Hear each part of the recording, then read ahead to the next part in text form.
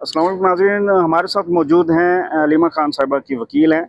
इनसे बात करते हैं कि आज अलीमा खान साहिबा एटीसी में पेश हुई और मज़ीद कुछ उनके ख़िलाफ़ जो है कुछ केसेस खुले हैं, तो बताइएगा मैडम क्या तफ़सीलात हैं?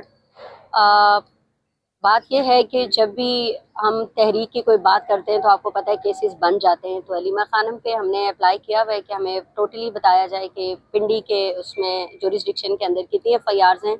जो ही वो क्लियर होता है उसके बाद हम उनकी बेल्स अप्लाई करेंगे डेफिनेटली। आज उनकी एक सादकाबाद के थाने में एफआईआर नंबर 3393 में पेशी थी, जिसमें अलीमा खान की हाज़िरी लग गई है और अगली डेट उन्होंने 16 दी है। कहना सिर्फ ये चाहती हूँ कि ये जब पछताइए ये सब करके आप क्या कर लेंगे। भाई को पहले ही कह दे तन्हाई में रखा है, भाभी को भी कह दे तन्हाई में रखा हुआ है। इमरान खान साहब से डॉक्टर्स नहीं मिल सकते, उन्हें किताबें नहीं दी जा सकती। वो तो चलें ठीक है, कैदी के राइट्स हैं, but as a lawyers Khan साहब के वकील उनसे मिल नहीं सकते। हमें सुप्रीम कोर्ट के लिए वकालतनामे चाहिए थे, वो अभी तक साइन नहीं हुए। वो वकालतनामे जो 9 मई के केसेस में खान साहब के 8 बेल्स लाहौर हाई कोर्ट ने डिसमिस किए हैं, उनमें हमें आपको पता है 1 मंथ के अंदर अप्लाई करना पड़ता है फर्दर अगले फॉरम के ऊपर। बट हमारी जो वकालतनामे हैं जेल इंतज़ामिया उन वकालतनामों को साइन नहीं करवा के दे रही।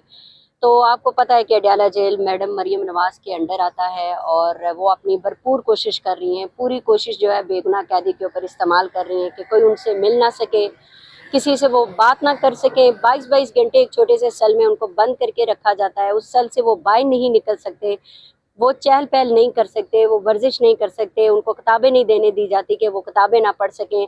तो ये जुल्म आप जितना मर्जी कर लें, इमरान खान नहीं टूटेगा। ना इमरान खान माइनस हो सकता है, ना इमरान खान टूटेगा कभी। अभी ये खबर ये भी चला रहे हैं कि नवाज शरीफ साहब मिलना चाहते हैं। हमने तो बहुत पहले कह दिया था कि दरवेश आदमी है, सही आदमी है, जाके मिलें, उससे माफ़ी मांगें।